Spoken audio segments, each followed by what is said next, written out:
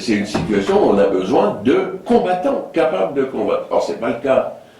Clairement, ça n'est pas le cas, et ce n'est pas le problème du nombre qui est posé. Alors, effectivement, et poser le problème du nombre, la génération des forces, est extrêmement compliqué. Il y a très peu de pays occidentaux qui veulent fournir des forces. Il faut bien le savoir. Donc, on va chercher les forces là où elles sont. On a, en compensation, une montée en qualité des forces africaines, il faut le dire. Montée en qualité des forces africaines, tant du point de vue du combat des combattants de base que des officiers. Et on s'en réjouit. En revanche, on a des contingents qui, effectivement, ne répondent pas à ce qu'on attend de la qualité de gens qui peuvent intervenir sur une zone de combat. C'est clair. Et donc, vous rebondissez sur la question, allez-y. Allez-y. Quel contingent, justement, vous visez en particulier, en disant il y a des contingents qu'il faudrait écarter parce qu'ils ne sont pas au niveau? On ne va pas le dire. On ne peut pas le dire. Mais non, on ne peut pas le dire, bien entendu, mais on est capable. On est capable. Allez, on va dire au moins la moitié des contingents. Allez. Allez-y. On ne va pas désigner les pays nommément, mais les États-Unis, les Nations Unies le savent parfaitement. Par ailleurs, vous prenez l'exemple des États-Unis. Les États-Unis payent 30% de l'effort qui est fait en matière de maintien de la paix. Ces opérations coûtent cher, hein. C'est plusieurs milliards par an, donc de dollars. Mais ils ne fournissent aucun contingent, par nature. Aucun contingent. Alors évidemment, on ne va pas leur reprocher de ne pas fournir des contingents, mais on voit bien que si eux ne les fournissent pas, nous, on en fournit à la FINUL. Hein, vous savez qu'on a 900 hommes là-bas, au Liban. La FINUL, c'est au Liban. Ailleurs, on est suffisamment exposé que pour ne pas pouvoir en donner, etc. Et donc, on va chercher les contingents là où ils sont. Je redis ici, parce que c'est important, que les forces africaines montent en puissance. Ça veut dire que le travail, ça répond à ce que disait tout à l'heure Jean-Marie Bockel, le travail qui est entrepris depuis maintenant une dizaine d'années pour faire monter en puissance des forces africaines paye, porte ses fruits. Et donc, on peut utiliser, d'ailleurs, les forces régionales interviennent le plus souvent rapidement, et on a des forces dont on est capable de dire qu'elles sont effectivement de qualité. On l'a vu au Mali, on le voit aussi au Centrafrique. Bon, comment dirais-je, on est capable aussi là de porter des jugements très clairs, et donc on est plutôt sur la bonne voie. Et les organisations régionales africaines ont évidemment un rôle déterminant à jouer dans cette affaire. Voilà, je reviens sur la Centrafrique. La Centrafrique pose un problème aujourd'hui. Comme on dit, Bangui n'est pas la Centrafrique. Exactement. Ça, vous avez spécifié que Bangui, tout va bien avec le MINUSCA et la force Singaris. Bien. Alors, Bangui, ça fait 4 km². En commençant par Bangui et jusqu'à km 5. Donc, ça fait à peu près 4 km. Je fais 3 fois ces pays et j'ai vu ce qui s'est passé. Le pays est coupé en deux, en fait, il y a 9 préfectures qui, bien entendu, fonctionnent pratiquement bien, un peu pacifiées, mais sur les 16 préfectures, les autres, c'est une catastrophe. Pourquoi? Il y a quand même 5 frontières. Ces 5 frontières, on part du Soudan du Sud et du Soudan même, on monte au Tchad, la République démocratique du Congo avec 1200 km de frontières. Ça pose réellement un problème. Il y a plus de 15 rébellions que vous ne parlez pas ici.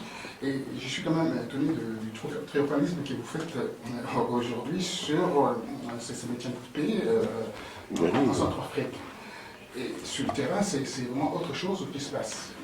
Il y a la LRA qui est là, qui exerce une pression. Il y a les Séléka. Mis à part ces Séléka, oui. Il y a d'autres forces qui viennent du Tchad. Des coupeurs de route. Oui, à le Cameroun. Alors, il faudra, en fait, en réalité, revoir en fait cette politique que vous avez de voir, enfin le prisme que vous avez de voir là où tout va bien. Voilà. Cher monsieur, on ne fait aucun triomphalisme. On a simplement dit que les troupes françaises, nous sommes français, et notre mission est d'évaluer les OPEX françaises. Nous disons simplement, c'est le cas de la force Sangarise, fait très bien son travail. On n'a pas parlé de la situation politique de la Centrafrique. Le constat que vous faites, nous le partageons. Grâce à l'armée française, la route vers le Cameroun a été réouverte, et Dieu sait qu'elle est fondamentale Elle est sûre. pour l'économie du pays. Pour le reste, votre constat est parfaitement juste. La LRA, dans l'extrême pointe sud-est, est une zone quasiment terra incognita, où on sait qu'il y a une bande de 300 400 personnes, probablement avec des conseillers américains qui font là, on ne sait pas trop quoi, on le sait parfaitement, on le sait qu'au nord, là où il y a des diamants, le trafic avec le Soudan et les pays du Nord bat son plein. On sait qu'il y a des intérêts, légitimes ou pas, d'autres pays amis africains qui interviennent dans le jeu politique. Tout ça, nous le savons. Mais notre constat, nous, portait sur l'évaluation de la présence française et, par comparaison, de la force de substitution qui est l'ONU. Pour, maintenir la paix, puisque c'est leur mission, et ensuite, tout l'accompagnement, rebâtir le cadre de l'État où s'égare la nation depuis de longues années, pour reprendre une formule gaulienne. C'est une vaste entreprise dans laquelle la France seule ne peut pas résoudre seule. Et c'est tout le problème de l'accompagnement, rebâtir des institutions, retrouver un fonctionnement normal du budget, faire rentrer les recettes par une politique douanière adéquate, former les FACA pour pour créer une armée nationale qui intègre des populations, des ethnies et des partis politiques différents. Bon, tout ça est une œuvre de très longue haleine qui n'a rien à voir avec le jugement, non pas du tout triomphaliste, mais de qualité sur les forces françaises et de l'opération Sangaris. D'ailleurs, le fait on n'est plus qu'à Bangui. On diminue notre position et maintenant limité à Bangui, nous sommes heureux de le faire parce qu'on n'a pas de visée du tout néocolonialiste, pour appeler un chat un chat. C'est pas la France-Afrique. L'administration centrafricaine est payée par les trésors français. Mais et là, c'est pas que ça nous fait plaisir, c'est parce qu'il faut bien que pour justement réenclencher la reconstitution d'un État centrafricain, il faut bien qu'il y ait des fondamentaux, il faut bien monter les murs. Et qui peut le faire sinon actuellement la France? Et y compris sur le plan de l'ordre public, on l'a dit, moi j'ai vu de mes propres yeux, je connais bien ce pays depuis 40 ans, je suis navré de dire que 600 soldats français font mieux que 12 000 Onusiens. C'est vrai, bon voilà. C'est vrai. Voilà. C'est pas du triomphalisme, c'est factuel. Deux peut-être éléments complémentaires sur la Centrafrique. Vous avez évoqué l'étendue, l'immensité de la Centrafrique, sa diversité aussi. Et c'est vrai qu'aujourd'hui, nous avons été pendant l'opération Sangaris à son maximum, d'abord sur Bangui, puis vers le Cameroun, puis après répartis un petit peu à travers le pays. Aujourd'hui, les forces de la MINUSCA se déploient dans le pays. Encore faut-il qu'elles y jouent un rôle, parce que je disais tout à l'heure, s'il y a des problématiques de sécurité et qu'elles ne bougent pas, elles auront totalement échoué dans leur mission. Ça, c'est le premier point. Et puis on a évoqué tout à l'heure le représentant spécial par théâtre. Et je vous prendrai un exemple du fait pourquoi ça nous semble essentiel. Et dans un accompagnement économique et militaire, il faut que les deux soient liés. À côté presque une centaine de kilomètres de Bangui, vous avez Boali, où se trouve la centrale hydroélectrique qui alimente Bangui en électricité. Et donc tout naturellement, comme elle est très vieille, il faut changer les turbines, etc., il y a eu un soutien et de l'AFD et de la Chine et d'autres pays pour dire on va rénover la centrale pour que Bangui soit éclairé.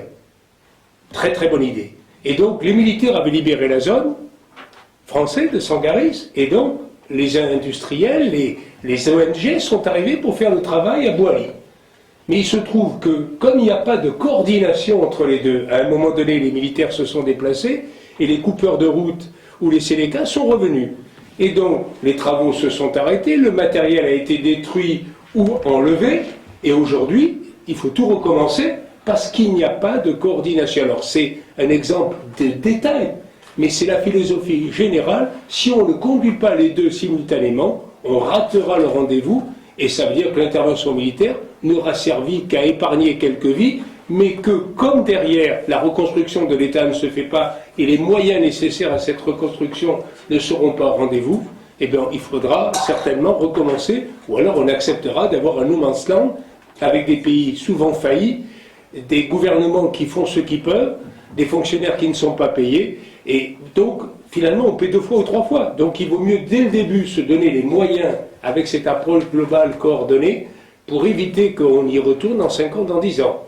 Nous sommes persuadés au retour de Sangaris, enfin d'après notre mission, que si dans les 4 ou 5 ans on n'a pas réglé le problème de la MINUSCA en force, nous devrons y retourner, tout au moins la Centrafrique et les Nations Unies nous le redemanderont. Quand vous pensez que les donateurs, la conférence des donateurs aura lieu en novembre prochain, ça fait 1 an et demi que le problème est commencé, mais il n'y a pas eu d'accord entre l'Union africaine et les Nations Unies. On va attendre plus d'1 an. 6 mois de plus. 6 mois de plus, et une fois qu'elle s'est réunie, cette conférence des donateurs, on va partir pour 2 ans avant d'avoir l'argent. C'est des absurdités qui font que les Nations Unies et le monde n'est pas capable aujourd'hui de répondre au moment où il le faut à la problématique. Il vaut mieux mettre 100 $ à un moment donné au début que 100 000 $ qui ne servent à rien 30 ans après. Le système de l'ONU, c'était quand même à la base l'organisation d'États qui voulaient se protéger eux-mêmes et protéger les voisinages.